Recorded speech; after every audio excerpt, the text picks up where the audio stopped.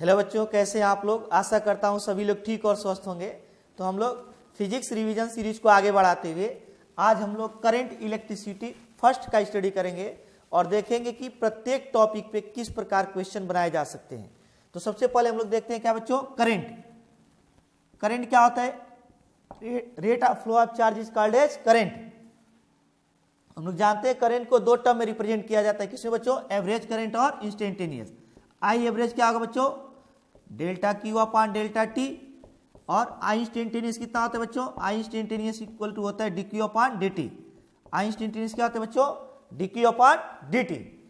अब कह दिया जाए कि अगर किसी क्रॉस सेक्शन से कोई कंडक्टर इससे small n electron small T time में फ्लो कर जाए तो इसके थ्रू कितना करंट फ्लो करेगा बच्चों? तो सबसे पहले हम लोग चार्ज फाइंड करेंगे।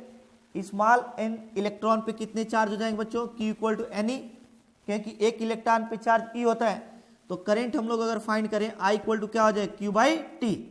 और I इक्वल टू Q की वैल्यू क्या है बच्चों? यहाँ पे एन ई अपॉन टी।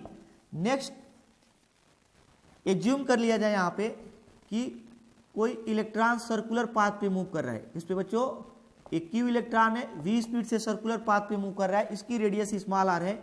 तो इसके इक्विवेलेंट करंट कितना होगा? फॉर एग्जांपल न्यूक्लियस के चारों ओर जो इलेक्ट्रॉन मूव करता है उसके इक्विवेलेंट करंट क्या होगा? तो सबसे पहले हम लोग Q गिवन है हमें और T फाइंड कर ले। T क्या बच्चों? टाइम पीरियड इसका। एक साइकिल कंप्लीट करने में कितना टाइम लगेगा? टाइम इक्वल टू क्या होता है बच्चों? Speed upon distance. Speed upon क्या होता है बच्चों? डिस्टेंस। तो यहां से T इक्वल टू स्पीड कितना है? V distance upon speed. Time equal to क्या होगा बच्चों? Distance upon speed. तो यहां से अगर हम लोग फाइंड करें डिस्टेंस कितना हो जाएगा? एक कंप्लीट साइकिल पूरा करने पर 2 पाई आर अपॉन स्पीड क्या है? V। अब हम लोग इसके इक्विवेलेंट अगर हम लोग करंट फाइंड करें तो I इक्वल टू क्या हो जाएगा? Q by T. और I इक्वल टू Q की वैल्यू Q रहे, T की वैल्यू 2 पाई आर अपॉन क्या हो जाएगा? V। V की वैल्यू क्या हो जाएगा? Q v upon 2 pi r. क्या हो जाएगा बच्चों? Q v upon 2 pi r. अब देखते हैं हम लोग इससे रिलेटेड क्वेश्चन, इससे रिलेटेड क्वेश्चन कैसे पूछेगा, इससे रिलेटेड क्वेश्चन कैसे पूछेगा, या उससे रिलेटेड क्वेश्चन कैसे पूछ सकता है।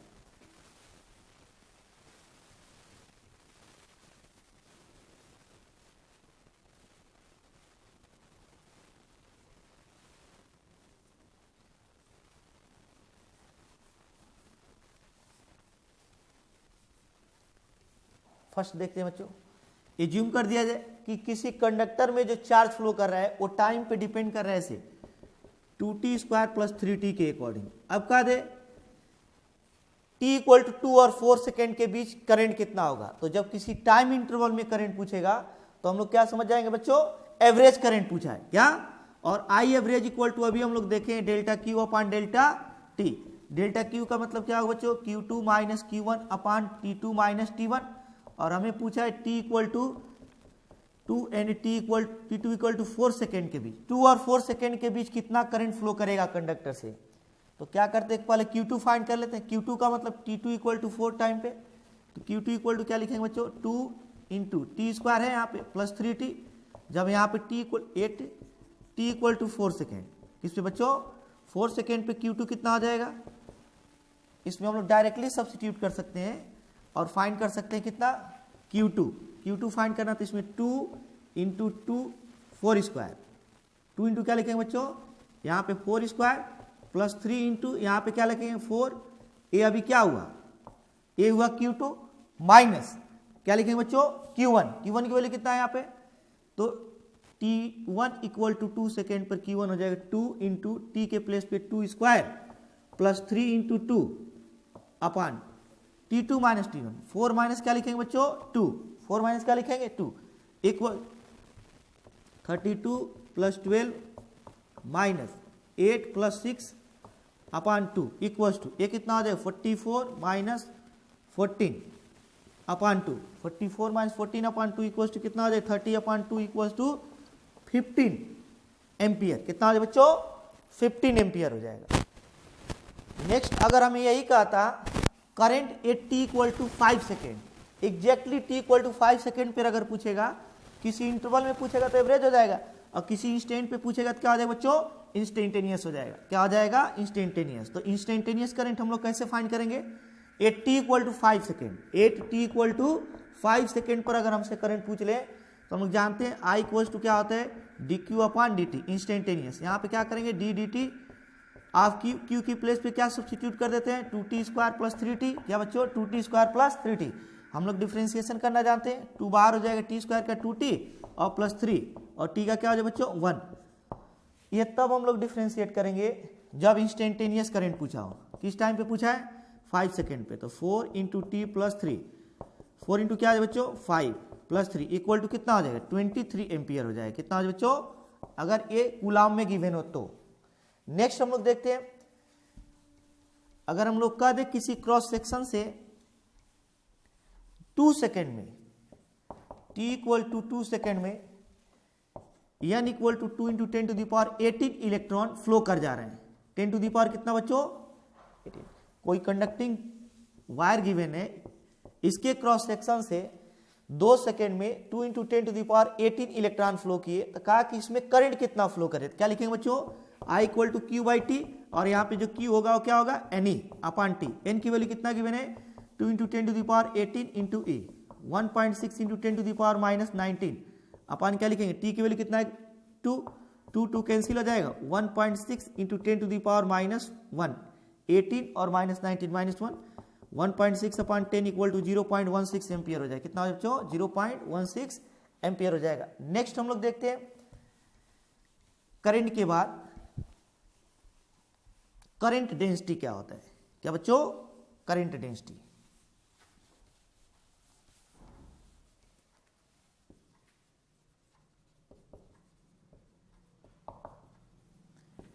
करंट डेंसिटी क्या होता है बच्चों, किसी कंडक्टर के यूनिट क्रॉस सेक्शन से जो करंट फ्लो करेगा उसे क्या बोलेंगे, करंट डेंसिटी। लेकिन जो हम लोग क्रॉस सेक्शन लेंगे वो करंट फ्लो के परपेंडिकुलर होना चाहिए। क्या होना चाहिए बच्चों, फॉर एग्जांपल अगर यहाँ पे कोई कंडक्टिंग वायर है, इसमें एक स्मॉल सरफेस सिचुएटेड है जिसका एरियल वेक्टर ए गिवन है और इसमें करंट I, इसके थ्रू करंट I ऐसे फ्लो कर रहा है, तो इसके थ्रू करंट डेंसिटी क्या दे बच्चों, J = I/A cos θ। क्या होना चाहिए बच्चों, J = I/A cos θ। अगर हम इसको I लिखें तो JA cos θ, हेंस I = यहाँ से हो जाएगा J.A। तो जो करंट डेंसिटी होता है एक वेक्टर क्वांटिटी है और पूछ सकता है करंट डेंसिटी की डायरेक्शन किधर होती है बच्चों, करंट के डायरेक्शन में। जिधर करंट फ्लो करेगा उसी डायरेक्शन में क्या होगा, करंट डेंसिटी की डायरेक्शन होगी। अगर एक क्रॉस सेक्शन क्या ले लिया जाए, एक करंट फ्लो के परपेंडिकुलर ले लिया जाए। फॉर एग्जांपल यहाँ पे क्रॉस सेक्शन ऐसे हो जाए तो इसका एरियल वेक्टर भी इधर, करंट भी इधर, दोनों के बीच का एंगल कितना हो गया बच्चों 0। तो J = क्या हो जाएगा यहाँ से I/A cos 0 डिग्री का 0 डिग्री की वैल्यू कितनी होती है बच्चों 1। तो यहाँ से J = क्या हो जाएगा I/A, क्या हो जाएगा I/A। तो करंट डेंसिटी से रिलेटेड क्वेश्चन कैसे बनाया जा सकता है, देखते हैं हम लोग। किससे रिलेटेड बच्चों, करंट डेंसिटी से।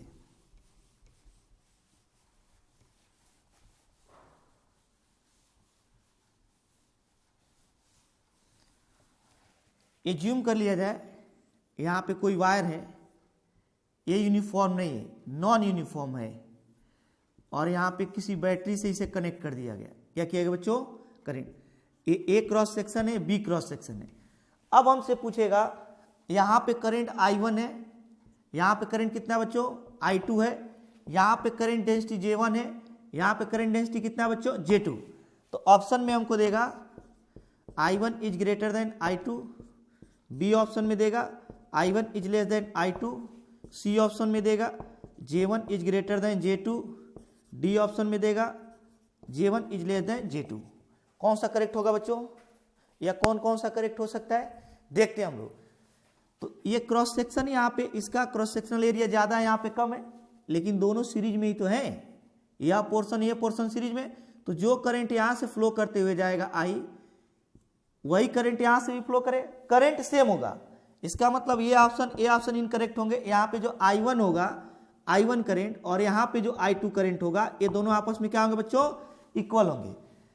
ये दोनों ऑप्शन इनकरेक्ट हो जाएंगे। लेकिन करंट डेंसिटी देखते हैं यहाँ पे, करंट डेंसिटी जब यहाँ पे लिखेंगे J1 इक्वल टू क्या लिखेंगे बच्चों, I1 अपान यहाँ का क्रॉस सेक्शनल एरिया एज्यूम कर लेते हैं A1 है, लेकिन I1 जो है I के इक्वल है, किसके इक्वल है बच्चों, I1 जो है I के इक्वल है, तो I upon A1।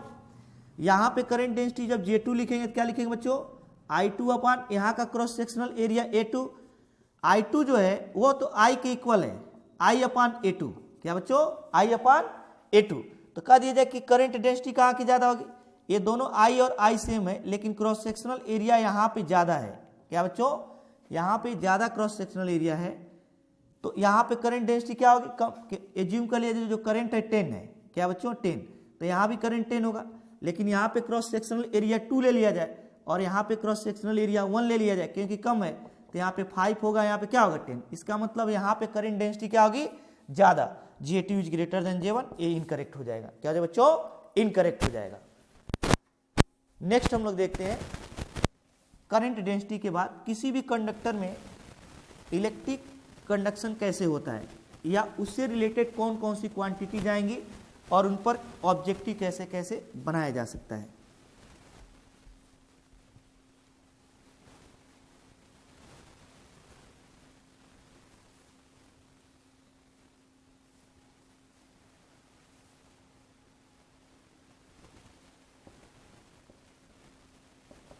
Conduction in conductor, conductor के भीतर कंडक्शन कैसे होता है बच्चों, तो पहले ये देख लेते हैं कि जब किसी कंडक्टर के एक क्रॉस कोई पोटेंशियल नहीं होता है, जैसे आयरन का कोई पीस है, इसके एक क्रॉस कोई बैटरी कनेक्ट नहीं की गई है, तो इस समय इनके भीतर क्या हो रहा है, इसमें एटम्स होंगे पॉजिटिवली चार्ज्ड, क्या होंगे बच्चों, एटम होंगे पॉजिटिवली चार्ज्ड,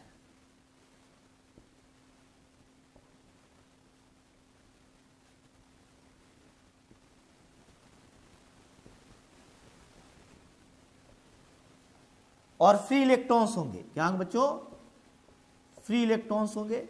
ये फ्री इलेक्ट्रॉन सेम वैसे ही रैंडम मोशन परफॉर्म करेंगे जैसे गैस के मॉलिक्यूल रैंडम मोशन परफॉर्म करते हैं। तो ये जिम कर लिया जाए, यह इलेक्ट्रॉन इस एटम के बाद इससे कोलाइड किया, अगेन इधर चला गया, नेक्स्ट यहां से कोलाइड करके इधर आया, फिर इधर आया, तो ऐसे रैंडम मोशन परफॉर्म करता रहेगा। यहां से यहां तक जाने में जो टाइम लगेगा उसे रिलैक्सेशन टाइम बोलते हैं, क्या बच्चों,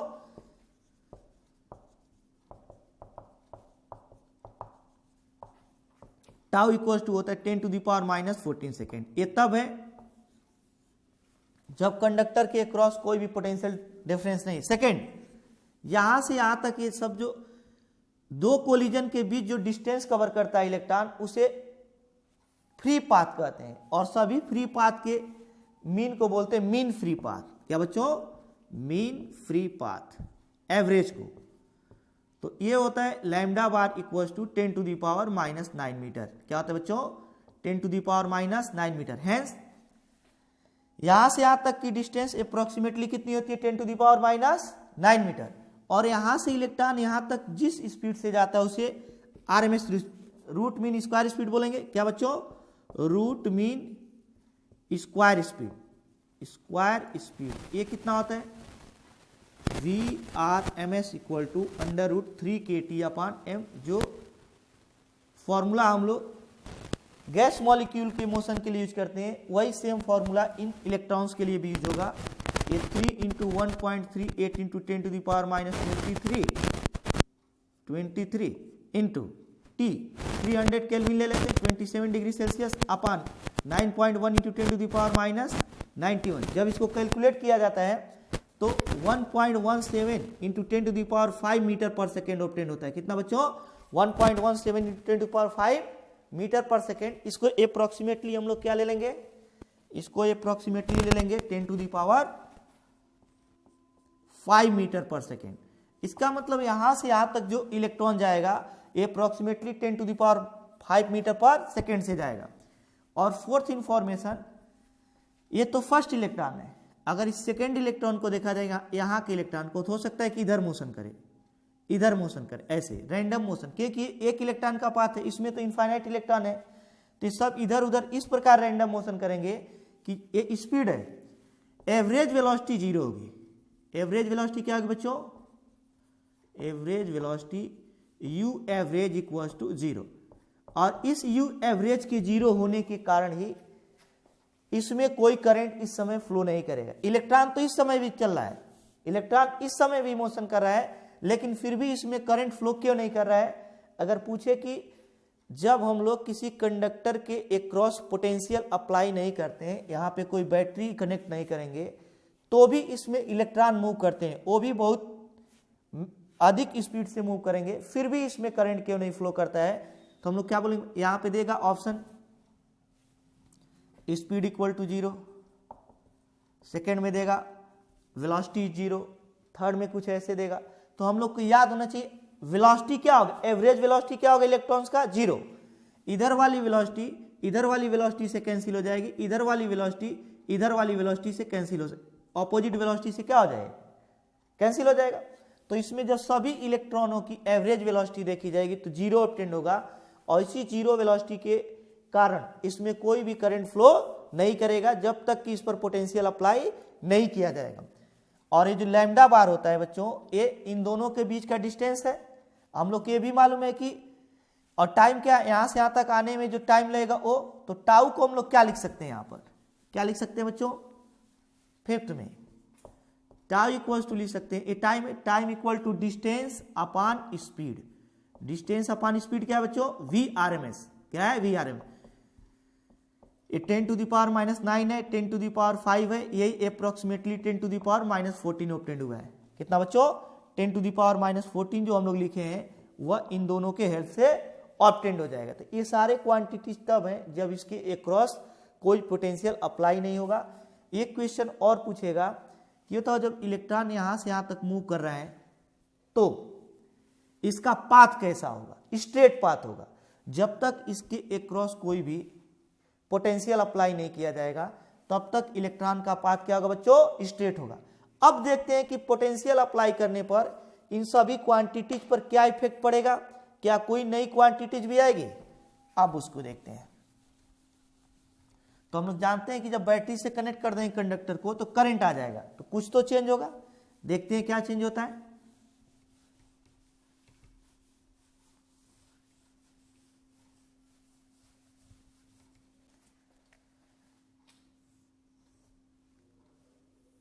वही आयरन पी सब भी है बच्चों, यहां पे बैटरी कनेक्ट किया गया, क्या कनेक्ट किया गया, बैटरी। तो बैटरी जब कनेक्ट कर दिया जाएगा, यहां पे पॉजिटिवली चार्ज एटम यहां भी है, यहां भी है, यहां भी है, यहां पर भी पॉजिटिवली चार्ज एटम है,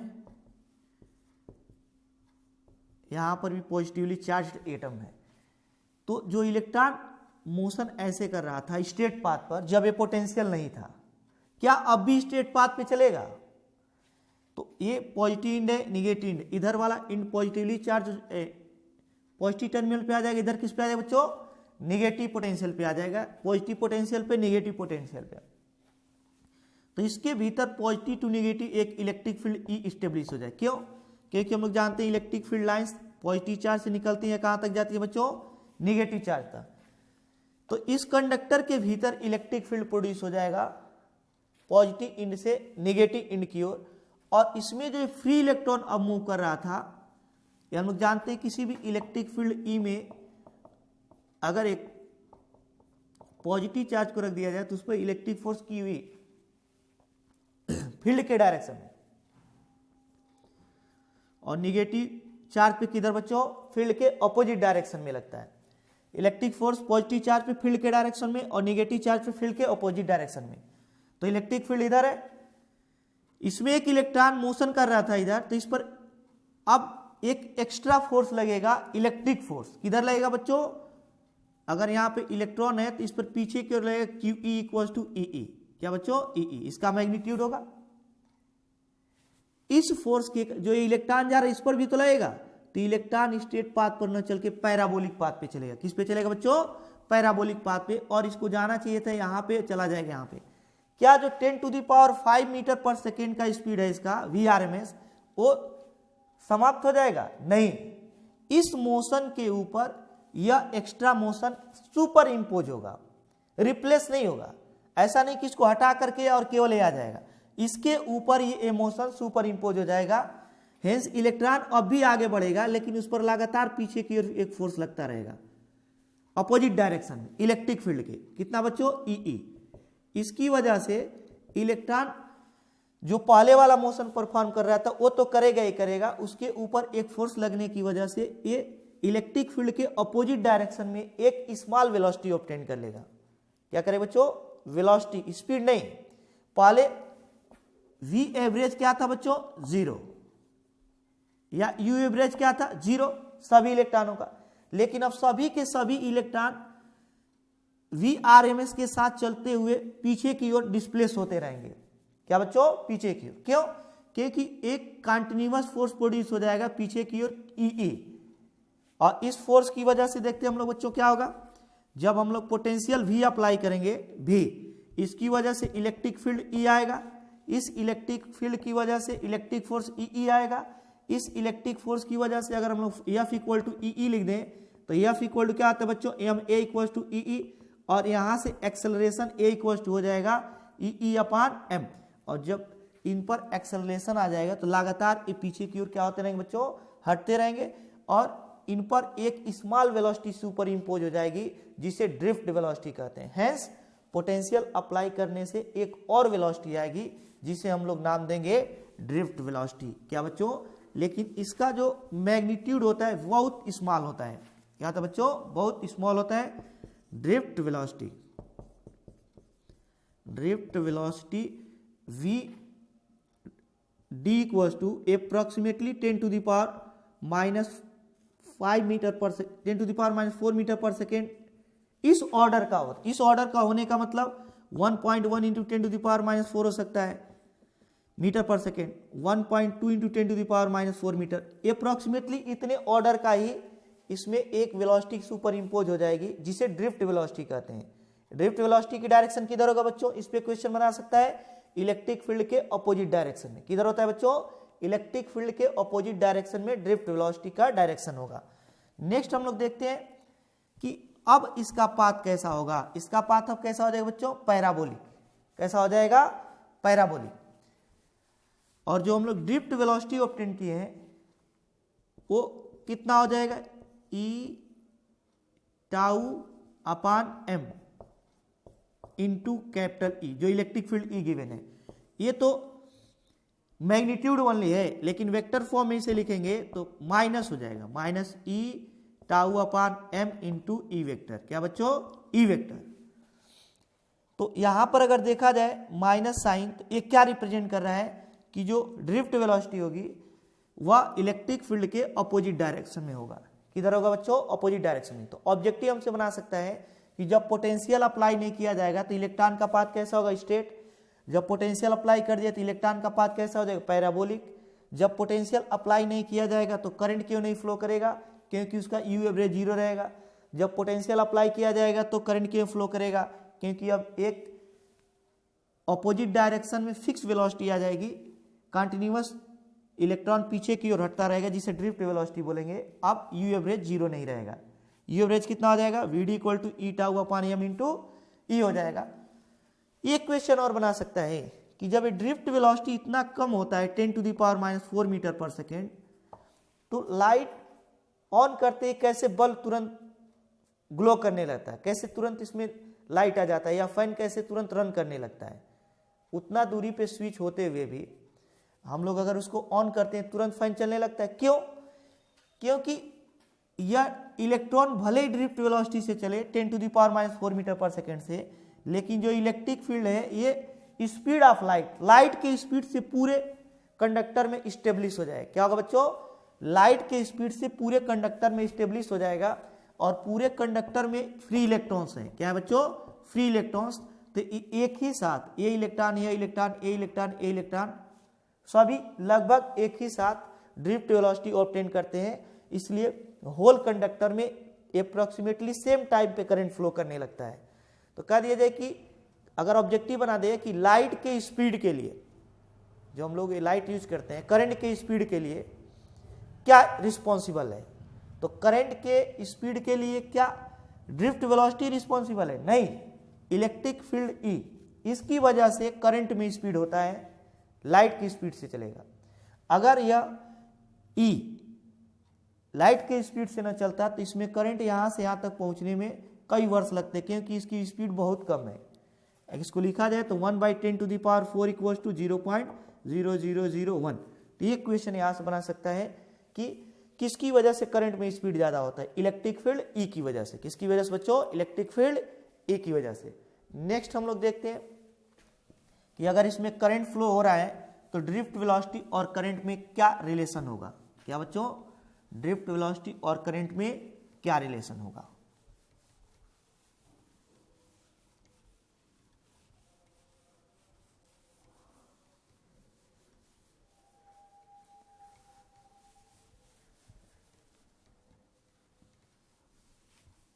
तो यहां से हम लोग अगर किसी कंडक्टर में पोटेंशियल यहाँ पे अप्लाई कर दिया जाए बैटरी द्वारा, तो इसमें जो फ्री इलेक्ट्रॉन्स होंगे VD से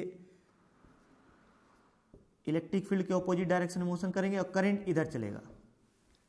इन दोनों में क्या रिलेशन हो बच्चों? इसमें अगर एज्यूम कर लिया जाए free electron density small n है। क्या बच्चों? फ्री इलेक्ट्रॉन डेंसिटी का मतलब यूनिट वॉल्यूम में कितने इलेक्ट्रॉन्स हैं। तो I इक्वल टू क्या लिखेंगे? NeAVD। क्या लिखेंगे बच्चों? I equal to NeAVD। एक करंट और ड्रिफ्ट वेलोसिटी में रिलेशन है। ड्रिफ्ट वेलोसिटी में अभी हम लोग फाइंड किए थे, कितना था? E/m × E। ये भी हम लोग याद रखेंगे। और I इक्वल टू, यहाँ से हम लोग करंट डेंसिटी अगर फाइंड करना चाहें, अभी हम लोग करंट डेंसिटी देखें क्या होता है। करंट डेंसिटी तो क्या होगा बच्चों? J equal to I/A। I/ क्या लिखेंगे? A। Cross sectional area A है। I की वैल्यू कितना है? NeAVD/A। A और A कैंसिल हो जाएगा तो J इक्वल टू क्या आ जाए बच्चों? NeVD हो जाएगा। क्या आ जाए बच्चों? NeVD हो जाएगा। यहाँ से VD की वैल्यू इस फॉर्म में भी याद रखेंगे। I इक्वल टू NeAVD भी याद रखेंगे। J इक्वल टू NeA भी याद रखेंगे। और ये ड्रिफ्ट वेलोसिटी होता है, ये पर यूनिट इलेक्ट्रिक फील्ड पे जो होगा उसे मोबिलिटी बोलते हैं। क्या बच्चों? मोबिलिटी। तो यहाँ पे हम लोग को 4 फॉर्मूले याद होने चाहिए जिस पे क्वेश्चन पूछा जा सकता है। पहला I इक्वल टू क्या बच्चों? NeAVD। दूसरा करंट डेंसिटी यहाँ पे J है, NeVD। थर्ड क्या है बच्चों? VD कितना होता है? E/m × E होता है। और कह दिया जाए कि पर यूनिट इलेक्ट्रिक फील्ड पर जो ड्रिफ्ट वेलोसिटी ऑब्टेन्ड होगी उसे बोलते हैं मोबिलिटी। Mobility of electrons. क्या लिखेंगे? Mu equals to VD/E। क्या लिखेंगे बच्चों? VD/E। VD की वैल्यू कितनी है? E/m × E/E। E और E कैंसिल हो जाएगा, तो जब ये कैंसिल हो जाएंगे तो क्या बच जाएगा? E/m। क्या हो जाएगा बच्चों? E/m हो जाएगा। Mu equal to mobility of electron. तो I equal to NeAVD, J equal to NeVD, VD equal to E/m × E। Mobility of electron हो जाएगा E/m हो जाएगा। और हम लोग टाउ का भी फॉर्मूला स्टडी किए अभी। टाउ इक्वल टू क्या होता है बच्चों? λ/VRMS। ये सारी फॉर्मूले हमें हेल्प करेंगे क्वेश्चन सॉल्व करने में। नेक्स्ट हम लोग देखते हैं, इनके डायरेक्शन पे भी क्वेश्चन बना सकता है। क्या बच्चों? जिधर इलेक्ट्रिक फील्ड होगा उधर ही करंट फ्लो करेगा, जिधर करंट फ्लो करेगा उधर ही करंट डेंसिटी फ्लो करेगा, और जो ड्रिफ्ट वेलोसिटी होगी उसके अपोजिट डायरेक्शन में होगी। क्या बच्चों? अपोजिट डायरेक्शन में। और पॉजिटिव चार्ज चलता है जिधर करंट चलता है, निगेटिव चार्ज चलता है करंट के अपोजिट डायरेक्शन में, करंट के अपोजिट डायरेक्शन। तो इनके डायरेक्शंस भी याद रखेंगे। इलेक्ट्रिक फील्ड के डायरेक्शन में करंट फ्लो करेगा, उसी के डायरेक्शन में करंट डेंसिटी होगा, और जो ड्रिफ्ट वेलोसिटी होगी उसके ऑपोजिट डायरेक्शन में होगी। पॉजिटिव चार्ज इलेक्ट्रिक फील्ड के डायरेक्शन में चलेगा, नेगेटिव चार्ज इसके ऑपोजिट डायरेक्शन में चलेगा।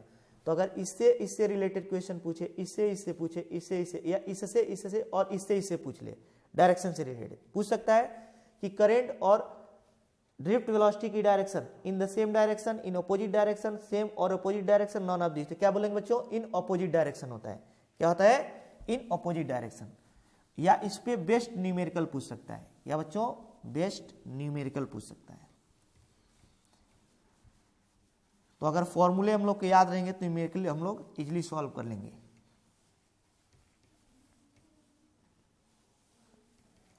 अब हम लोग देखते हैं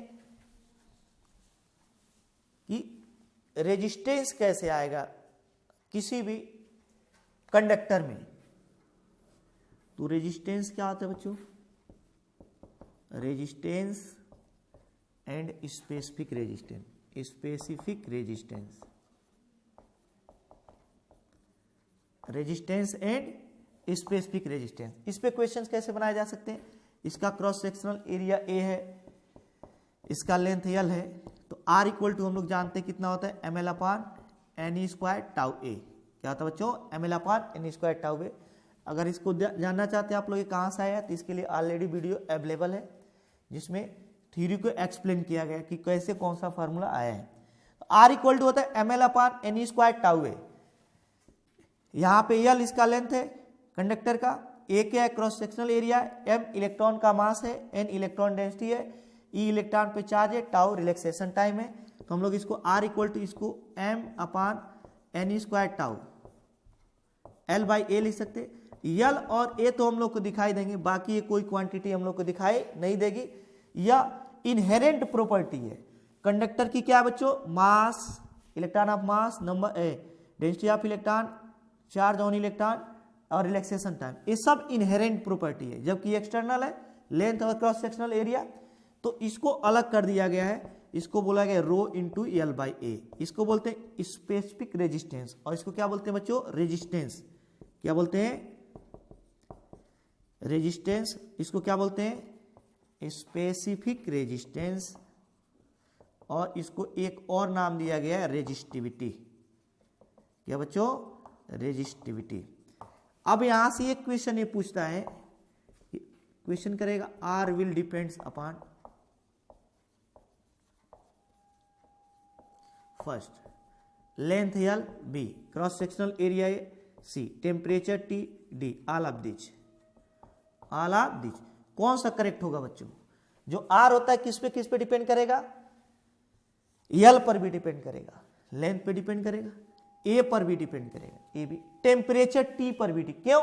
क्योंकि अगर टेम्परेचर अगर इंक्रीज करें तो हम लोग जानते हैं tau equal to lambda upon V R M S, और lambda upon V R M S क्या होता है बच्चों? 3 kT अपान एम।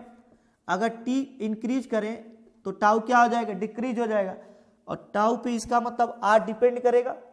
तो याद रखना है जो ये वाली क्वांटिटी है केवल टेम्परेचर पे डिपेंड करेगी, कि मास तो टेम्परेचर पे डिपेंड नहीं करेगा, कंडक्टर में इलेक्ट्रॉन डेंसिटी भी डिपेंड नहीं करेगा, सेमी कंडक्टर में डिपेंड करेगा, और ई ये चार्ज है ये भी टेम्परेचर पे डिपेंड नहीं करेगा। तो कह दिया जाए किसी कंडक्टर का जो रेजिस्टेंस होता है वो किस पे डिपेंड करेगा? उसके लेंथ पे, क्रॉस सेक्शनल एरिया पर और टेम्परेचर। इसका मतलब ऑल ऑफ दीज हो जाएगा। लेकिन अगर हमसे पूछ लेता specific resistance, rho will depends upon, ये तीनों ऑप्शन दे दे तो हम लोग केवल क्या बच्चों? टेम्परेचर पे। यह जो रो यहां से हम लोग को ऑब्टेंड हुआ यही तो है रो। रो इक्वल टू क्या है बच्चों? यहाँ पे रो इक्वल टू है यहाँ पे M upon N E square tau. N E square क्या है बच्चों? टाउ है। तो अगर कह दिया जाए ये टेम्परेचर पे डिपेंड करेगा, तो इसका मतलब स्पेसिफिक रेजिस्टेंस भी ओनली टेम्परेचर पे डिपेंड करेगा, इसके लेंथ और क्रॉस सेक्शनल एरिया पे डिपेंड नहीं करेगा। इसका मतलब अगर सेम मटेरियल का बना हुआ कितना हो मोटा वायर ले लिया जाए और कितना हो पतला वायर ले लिया जाए, दोनों का स्पेसिफिक रेजिस्टेंस क्या होगा बच्चों? सेम होगा। अगर इस मार्कर के बराबर लेंथ का कोई वायर ले लें और उसी सब्सटेंस से बना हुआ एक बड़ा वायर ले लें तो भी उसके लिए स्पेसिफिक रेजिस्टेंस क्या होगा? सेम होगा। लेकिन रेजिस्टेंस इक्वल नहीं होंगे। क्या होंगे बच्चों? इक्वल नहीं होंगे। अब इस पे दो प्रकार के क्वेश्चन बनाए जाएंगे, एक तो रेजिस्टेंस के न्यूमेरिकल वैल्यू पर, और एक रेजिस्टेंस टेम्परेचर पे कैसे डिपेंड करेगा। एक क्वेश्चन और बना सकता है, resistance and specific resistance both depends upon, option में देगा एल पर, ए पर, टी पर। ये आर भी टी पर डिपेंड करेगा, रो भी क्या करेगा बच्चों? टी पर। लेकिन ये क्रॉस सेक्शनल एरिया और लेंथ पे डिपेंड नहीं करेगा। यहां से ऑब्जेक्टिव बन सकता है। और देखते हैं हम लोग ऑब्जेक्टिव पे कैसे बनेंगे।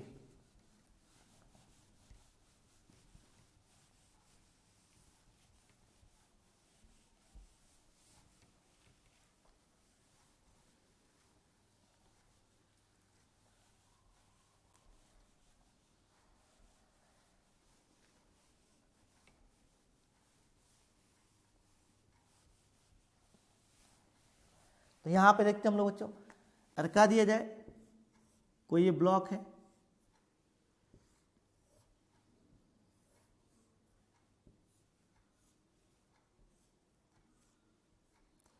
लेंथ L है, विड्थ B है और हाइट क्या है बच्चों, H है।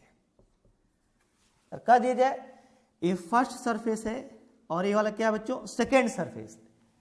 यहां से करंट एक बार अगर फर्स्ट सरफेस से फ्लो करे I तो रेजिस्टेंस क्या होगा, और एक बार सेकेंड सरफेस से करंट फ्लो करे तो रेजिस्टेंस क्या होगा। अगेन मैं रिपीट कर रहा हूं, ये कोई ब्लॉक है क्यूबाइड शेप में और एक बार करंट इधर से फ्लो करा रहे हैं तो इसका रेजिस्टेंस क्या होगा, एक बार इधर से फ्लो करा रहे हैं तो, या कह दिए जब इधर से करंट फ्लो कर रहा है तो रेजिस्टेंस R1 है और इधर से फ्लो कर रहा है तो रेजिस्टेंस क्या बच्चों, R2 है। तो कहेगा value of R1 by R2, R1 by R2। अब ऑप्शन में देगा LBH, बी में देगा L square B square H square, C में देगा L square B square upon H square and D में देगा L square upon H square.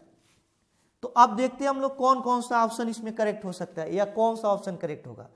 तो हम लोग जानते हैं R इक्वल टू क्या आता है बच्चों, rho into L by A.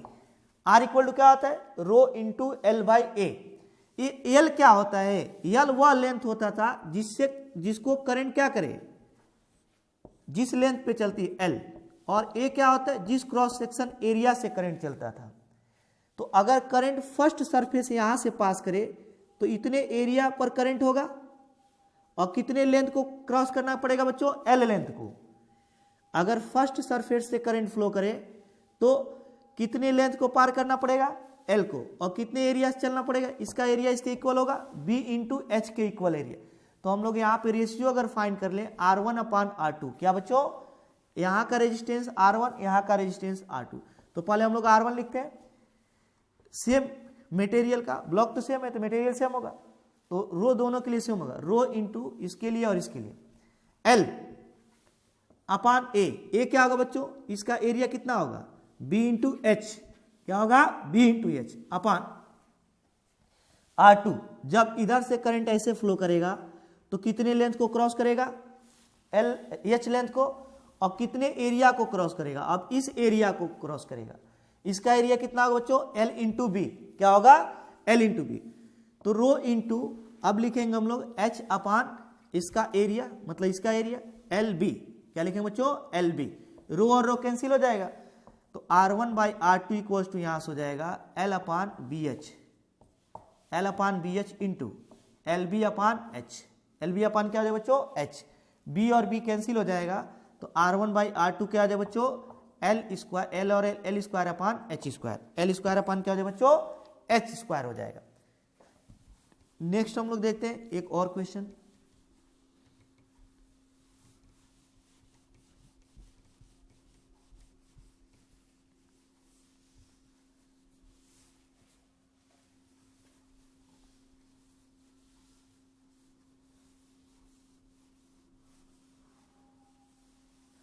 Next question कैसे पूछ सकता है बच्चों, एज्यूम कर लिया जाए कोई हॉलो सिलेंडर है,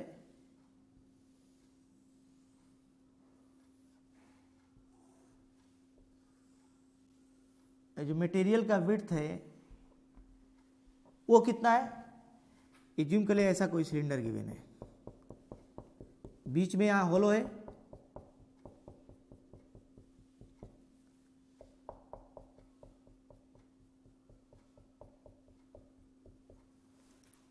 और इधर से करंट फ्लो कर रहा है, क्या बच्चों, I।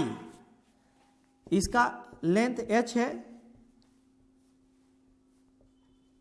Inner radius A, outer radius क्या है बच्चों, B। हमसे पूछेगा इसका रेजिस्टेंस क्या होगा।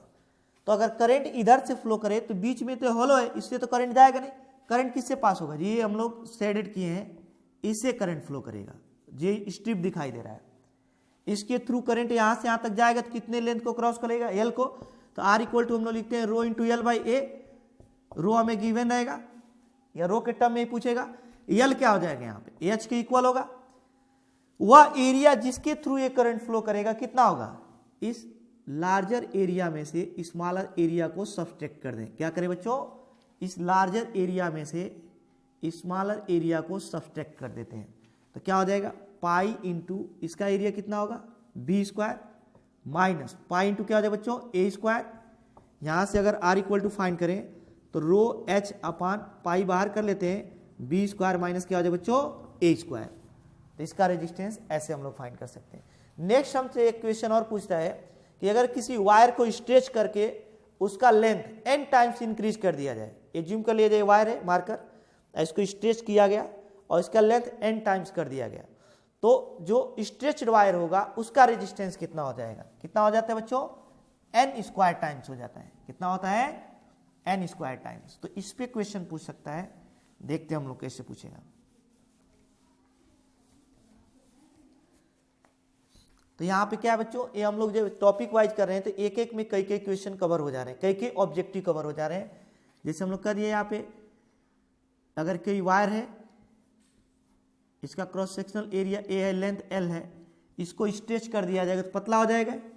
इसका लेंथ कितना टाइम से कर दिया, एन एल कर दिया गया, तो इसका रेजिस्टेंस अगर आर हो, इसका आर डैश हो जाए, तो आर डैश क्या होता है बच्चों n square into r, n square into r हो जाएगा। फॉर एग्जाम्पल एज्यूम कर लिया जाए कोई वायर है, इसका रेजिस्टेंस 10 ओम है, कितना बच्चों 10 ओम, इसको स्ट्रेच कर दिया गया और इसका लेंथ यल था, इसका 2l कर दिया गया या 3l कर दिया गया। अब कहा गया कि इसका रेजिस्टेंस बताओ, तो आर डैश कितना हो जाए बच्चों, r dash equal to n square into r होता है, यानी यहाँ पे कितना टाइम से 3 स्क्वायर इंटू आर की वैल्यू कितना है 10 इक्वल्स टू 90 ओम हो जाएगा। कितना हो जाए बच्चों 90 ओम हो जाएगा।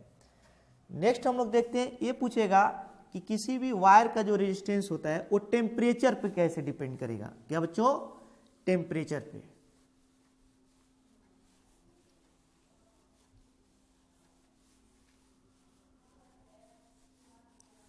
तो किसी वायर का रेजिस्टेंस अगर 0 डिग्री सेल्सियस पे R0 हो और T डिग्री सेल्सियस पे RT हो जाए, तो RT इक्वल टू हो जाएगा R0 1 plus alpha into T. क्या हो जाए बच्चों, RT equal to R0 1 plus alpha into T, और रो टी इक्वल टू क्या लिखेंगे, rho naught 1 plus alpha into T, rho naught 1 plus alpha into T.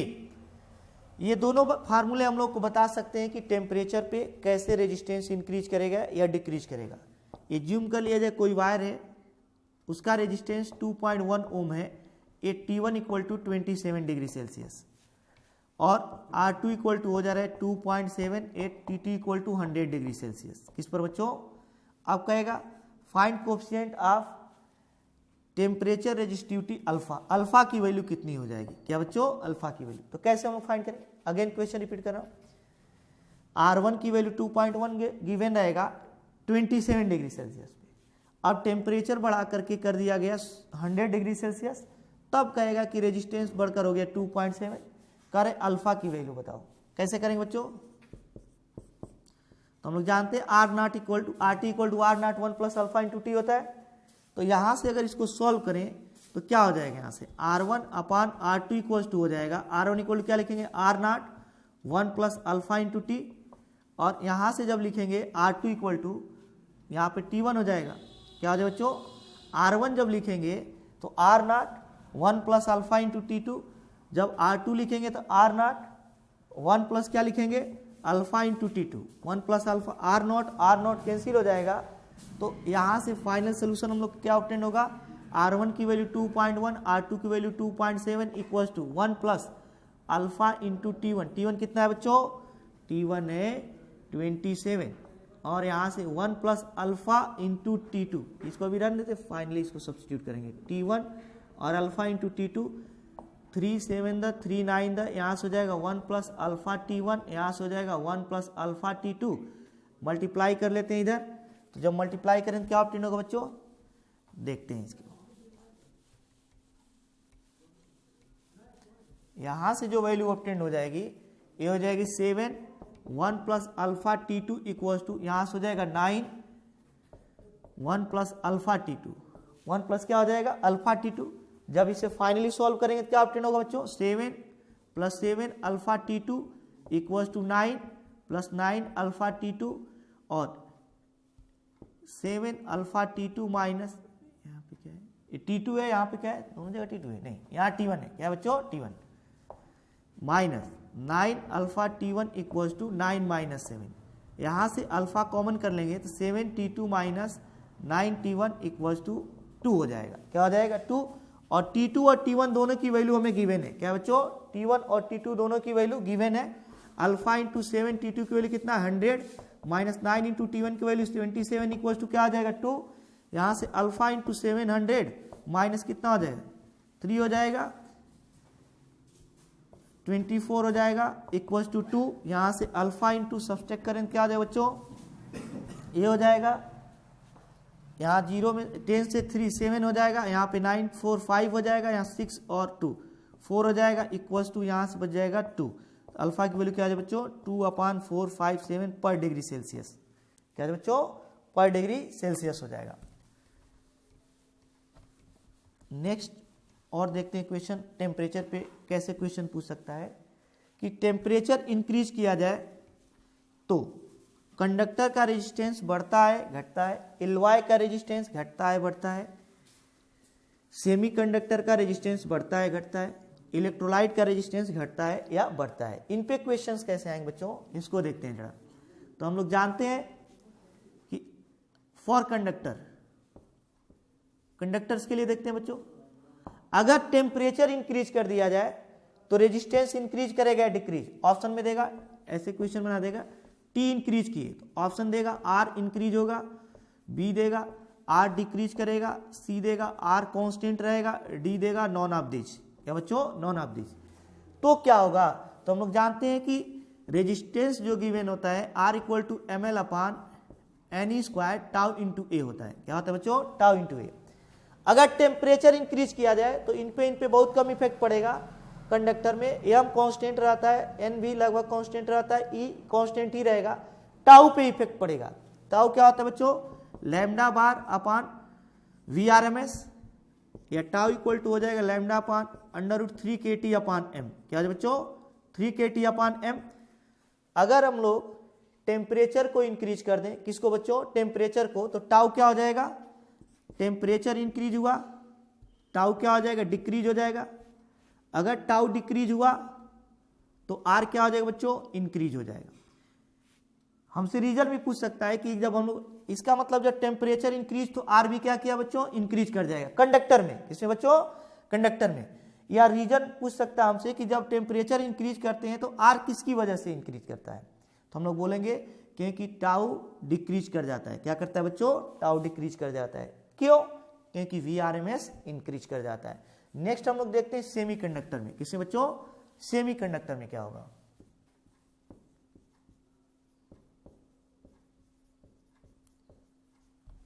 तो जब सेमीकंडक्टर ले लेंगे तो उसके लिए फॉर्मूला यही रहेगा। सेमीकंडक्टर्स क्या होते हैं, ऐसे सब्सटेंस जो लो टेम्परेचर पे नॉन कंडक्टर होंगे 0 केल्विन पे, लेकिन टेम्परेचर बढ़ाएंगे तो उनकी कंडक्टिविटी बढ़ती जाएगी, क्या होगी बच्चों कंडक्टिविटी बढ़ती जाएगी। और कंडक्टिविटी किसकी वजह से बढ़ती है, ये जो फ्री इलेक्ट्रॉन्स हैं इनका नंबर बढ़ता जाता है। तो जब टेम्परेचर इनकी इन पर बहुत कम इफेक्ट पड़ेगा, टेम्परेचर बढ़ाएंगे तो अगेन टाउ घटेगा, लेकिन यन इतना तेजी से बढ़ेगा कि इसके घटने का इफेक्ट नेग्लिजिबल हो जाएगा। जब टेम्परेचर बढ़ेगा तो टाउ घटेगा, लेकिन एन इतना तेजी से बढ़ेगा कि इसके बढ़ने का इफेक्ट नेग्लिजिबल हो जाए, क्या हो जाए बच्चों नेग्लिजिबल। तो यहां से अगर कह दिया जाए कि जब टेम्परेचर टी इंक्रीज करेगा, क्वेश्चन हमसे दे दे तो ए ऑप्शन में देगा आर इंक्रीज करेगा, बी कहेगा आर डिक्रीज करेगा, सी कहेगा आर कांस्टेंट रहेगा, डी कहेगा नॉन ऑफ दिस, क्या बच्चों non of this.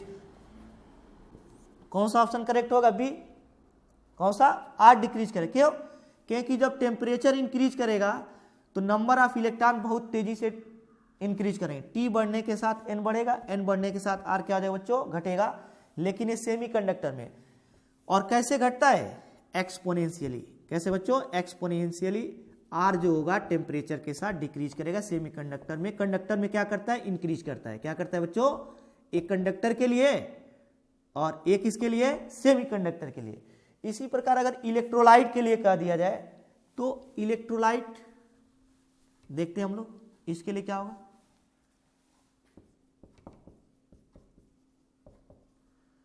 Electrolyte R equal to M L upon N square tau, ये हम लोग जानते हैं।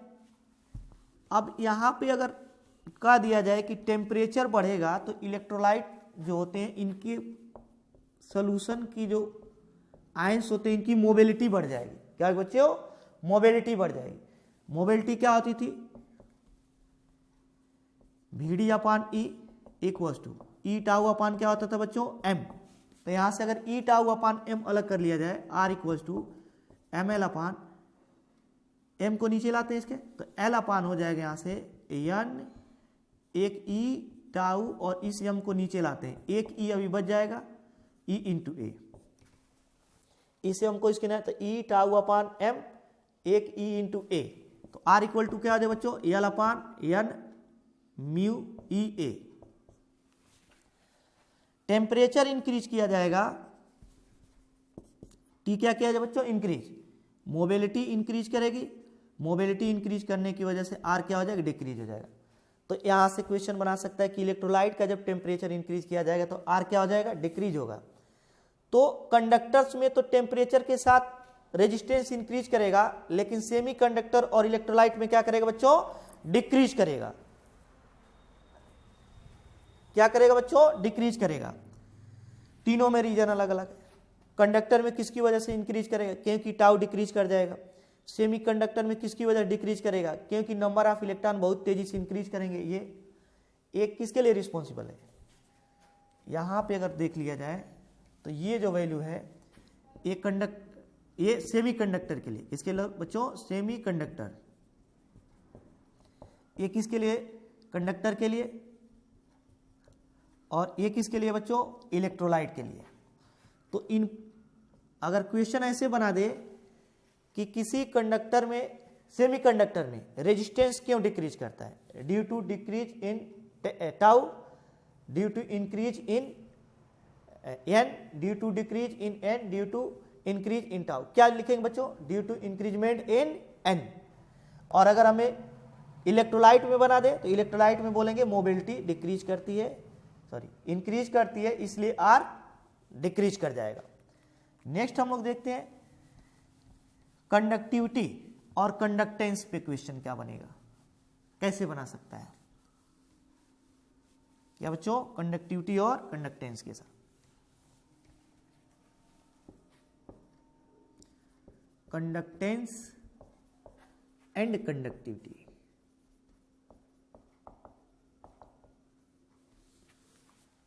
क्या होगा बच्चों, यहां आप देखते हैं आर का जो इनवर्स होगा वह कंडक्टिविटी जी होगा 1 अपान आर, एक कंडक्टेंस होगा। क्या बच्चों, कंडक्टेंस। और जो स्पेसिफिक रेजिस्टेंस या रेजिस्टिविटी का जो इनवर्स होगा वह कंडक्टिविटी होगी। क्या बच्चों, कंडक्टिविटी। सिग्मा इक्वल टू 1/ρ, जैसे हम लोग R इक्वल टू लिखते हैं रो इंटू L/A। इसका इनवर्स कंडक्टेंस होगा, इसका इनवर्स कंडक्टिविटी होगा। क्या होगा बच्चों, कंडक्टिविटी। तो हमें क्वेश्चन बना सकता है if conductivity of conductivity increase then option में देगा करंट डिक्रीज, आई कहेगा डिक्रीज करेगा, बी क्या कहेगा बच्चों, आई इंक्रीज करेगा, सी कहेगा आई कांस्टेंट होगा, डी कहेगा नॉन ऑफ दिस। क्या बच्चों, नॉन ऑफ दिस। कौन सा करेक्ट होगा, अगर कंडक्टिविटी हम लोग, कंडक्टिविटी का मतलब कंडक्शन बढ़ गया, मतलब इलेक्ट्रिक करंट तेजी से चलेगा, तो आई क्या करेगा बच्चों, इंक्रीज कर जाएगा। क्या करेगा, इंक्रीज करेगा। वैसे भी अगर देखा जाए तो कंडक्टिविटी क्या है 1/ρ, अगर ये बढ़ा तो ये क्या हुआ, घटा, अगर ये घटा तो आर घटा, आर घटा तो आई इक्वल टू V/R, आर घटा तो आई बढ़ा। अगेन मैं रिपीट कर रहा हूं, अगर कंडक्टिविटी रो इंक्रीज किया तो स्पेसिफिक रेजिस्टेंस सिग्मा क्या करेगा बच्चों, डिक्रीज करेगा। अगर रो डिक्रीज किया तो आर भी क्या करेगा, डिक्रीज करेगा। और अगर आर डिक्रीज किया तो आई क्या करेगा, इंक्रीज करेगा। क्या करेगा बच्चों, इंक्रीज करेगा। ऐसे ही हम लोग उससे कंडक्टेंस पे क्वेश्चन बना सकता है। तो इन फॉर्मूलों का यूज करके बहुत सारे क्वेश्चन हम लोग बना सकते हैं या बनाया जा सकता है। नेक्स्ट हम लोग देखते हैं और क्वेश्चन इस पे कैसे बना सकता है।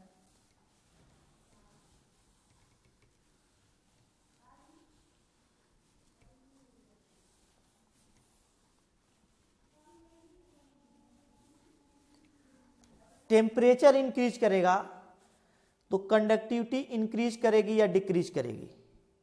टेम्परेचर इंक्रीज किया तो कंडक्टिविटी इंक्रीज करेगी या डिक्रीज करेगी for semiconductor. When T increase then conductivity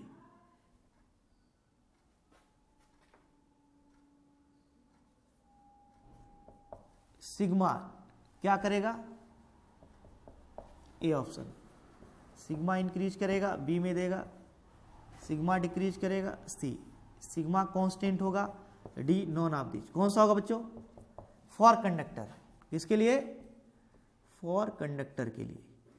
तो हम लोग ये जानते हैं कि कंडक्टर का resistance R equal to rho into L by A होगा।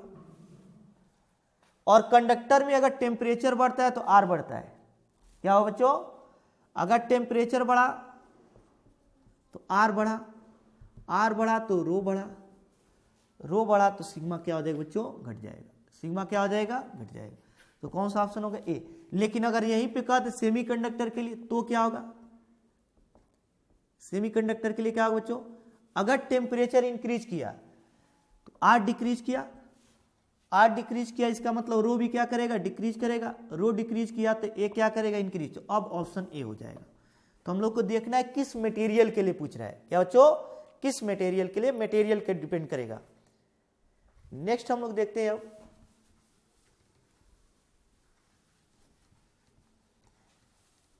इलेक्ट्रिक एनर्जी और इलेक्ट्रिक पावर पे क्वेश्चंस कैसे कैसे बनाए जा सकते हैं।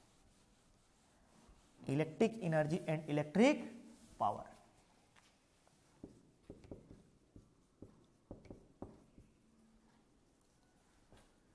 And power.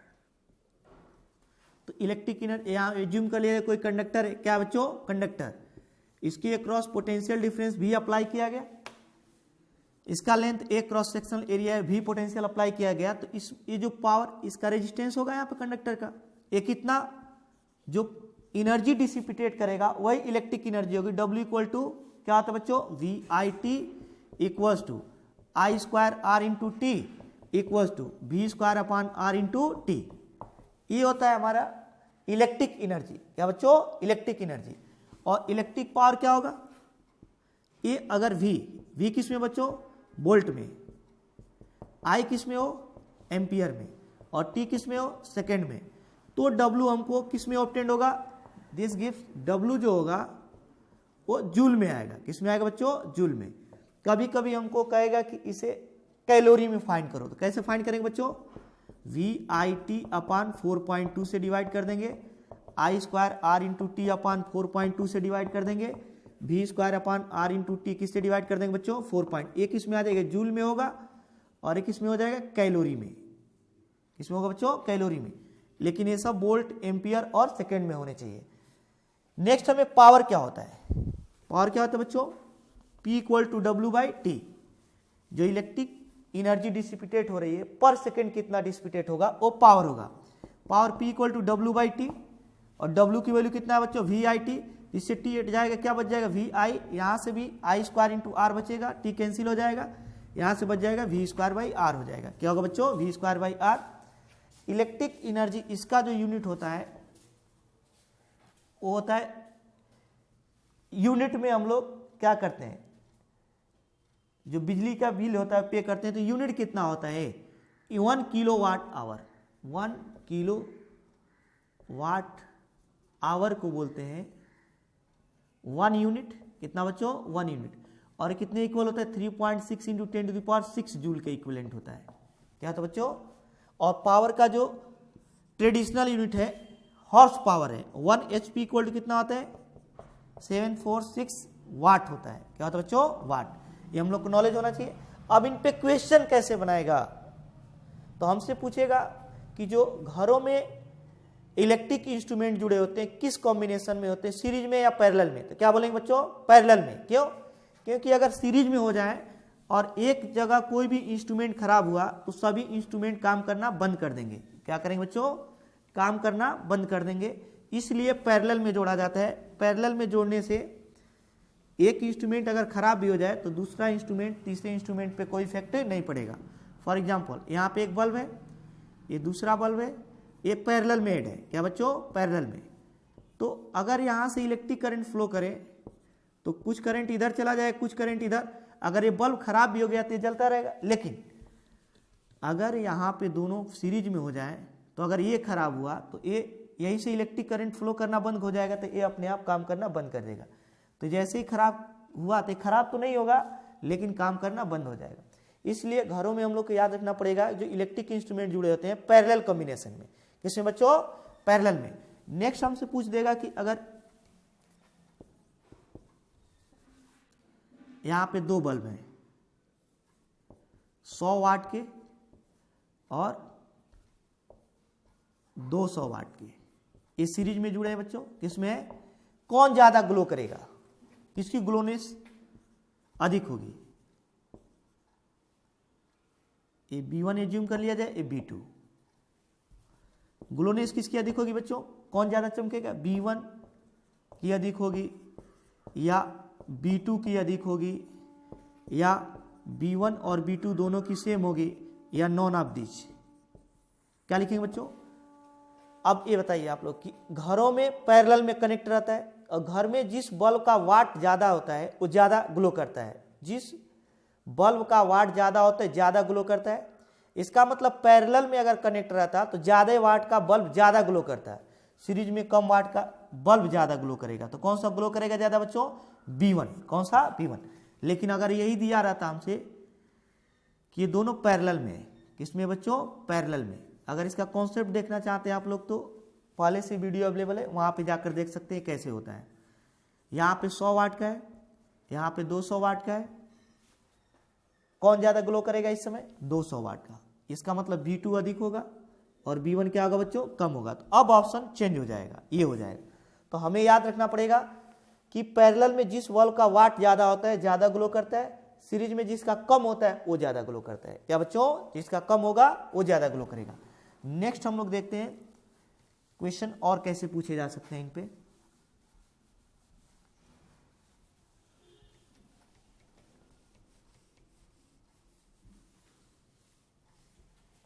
क्वेश्चन क्या बच्चों? एज्यूम कर लिया यहां पे कोई बल्ब गिवन है, इस पर हमें दिया है 100 वाट और 100 वोल्ट। किसी इलेक्ट्रिकल इंस्ट्रूमेंट पे दो इंफॉर्मेशन गिवन रहता है, उस वाट गिवन रहेगा और वोल्टेज गिवन रहेगा, और इसे 220 वोल्ट की बैटरी से सप्लाई कर दी गई। तो पूछ रहा है इस आर की मिनिमम वैल्यू क्या हो जिससे कि ये बल्ब फ्यूज ना हो। बल्ब के सेफ्टी के लिए आर की मिनिमम वैल्यू क्या होनी चाहिए? कैसे फाइंड करेंगे बच्चों? ये 220 वोल्ट का है और ये केवल 100 वोल्ट ही एक्सेप्ट कर सकता है। इसका मतलब अगर इससे ज्यादा एक भी वोल्ट हुआ तो फ्यूज हो जाएगा। क्या होता है बच्चों? फ्यूज हो जाएगा। तो सबसे पहले हम लोग इस 220 में से कितना वोल्ट इसको दे देते हैं? 100 वोल्ट। बाकी जो वोल्टेज ड्रॉप होगा वह इसके अक्रॉस ड्रॉप होगा, 120 वोल्ट इसके अक्रॉस ड्रॉप होगा। क्या होगा बच्चों? ड्रॉप होगा। अगेन मैं रिपीट कर रहा हूं, जितना बल्ब पे इंफॉर्मेशन गिवन है वोल्टेज का, इस वोल्टेज में से उतना वोल्टेज ले लेगा, ड्रॉप कर देगा। बाकी जो वोल्टेज होगा इस आर को ड्रॉप करना पड़ेगा। तो सबसे पहले अब हम लोग आर की वैल्यू कैसे फाइंड करेंगे? इसमें करंट फाइंड कर सकते हैं इस इंफॉर्मेशन से। ए क्या गिवन रहता है? पी। ये वोल्टेज वी गिवन रहता है। तो हम लोग जानते हैं पी इक्वल टू क्या बच्चों? V into I. तो यहां से आई इक्वल टू कितना हो जाएगा? P upon V. तो पी हमें कितना गिवन है? 100 अपान वी कितना दिया है? A B 100 equal to 1 ampere. क्या बच्चों? 1 एम्पियर। इसका मतलब इसमें जो मैक्सिमम करंट चल सकती है वह 1 एम्पियर ही चल सकती है। इससे ज्यादा होने पर बल्ब फ्यूज हो जाएगा। तो ये जो इंफॉर्मेशन गिवन है इससे हम लोग मैक्सिमम सेफ्टी करंट फाइंड कर लेंगे 1 एम्पियर। अब यही करंट तो इसके थ्रू भी फ्लो करेगा क्योंकि दोनों सीरीज में है, यही करंट इसमें भी फ्लो करेगा।